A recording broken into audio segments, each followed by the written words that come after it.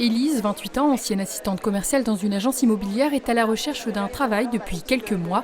Ce mercredi, la jeune femme était au palais des congrès de Vittel, au Forum de l'emploi, en espérant y trouver la bonne opportunité. J'ai quitté mon ancien emploi pour me lancer dans la vie active vraiment à mon compte et ça n'a pas fonctionné. Donc là, je suis à la recherche d'un emploi. Je ne suis pas fermée à d'autres portes. Mettre en rayon dans des magasins, ça ne me dérange pas. Voilà, je suis ouverte à toute possibilité. Et il n'y avait pas que les jeunes ce mercredi en quête d'un travail. J'éprouve quand même des difficultés, j'ai déposé des CV, j'essaie de passer des entretiens. Bon, j'espère que ça se passera bien. À la télévision, on nous annonce qu'il y a de l'emploi, on en recherche. Et puis aujourd'hui, nous sommes sur le terrain. On essaie d'attendre et voir ce qui va se passer, quoi. Une 8e édition amputée de quelques heures suite à une alerte à la bombe dont nous nous sommes fait l'écho dans notre précédente édition. Pour ce forum, organisé par Pôle emploi et la mission locale de la Plaine des Vosges, la région avait également affrété un bus desservant les communes de l'Ouest vosgien pour permettre aux habitants de se déplacer et de constater que les offres d'emploi ne manquaient pas. Les entreprises qui sont présentes aujourd'hui sont des entreprises qui recrutent.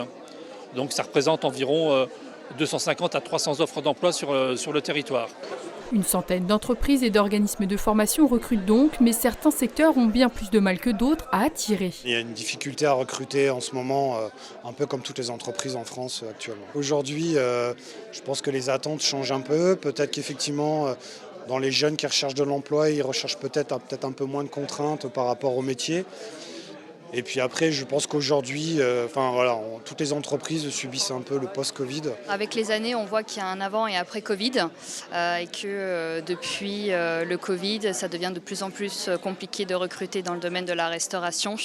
On n'attire plus, ça c'est sûr. Chacun a donc sa propre stratégie pour paraître plus attractif. On met en avant vraiment nos avantages au sein de la société, notamment par le biais d'un week-end de repos dans le mois, un avantage repas sur site pour attirer aussi les candidats. Ce qu'on met nous en avant, c'est qu'on propose d'entrée de jeu un CDI, on réalise la formation et en plus tout cela est rémunéré.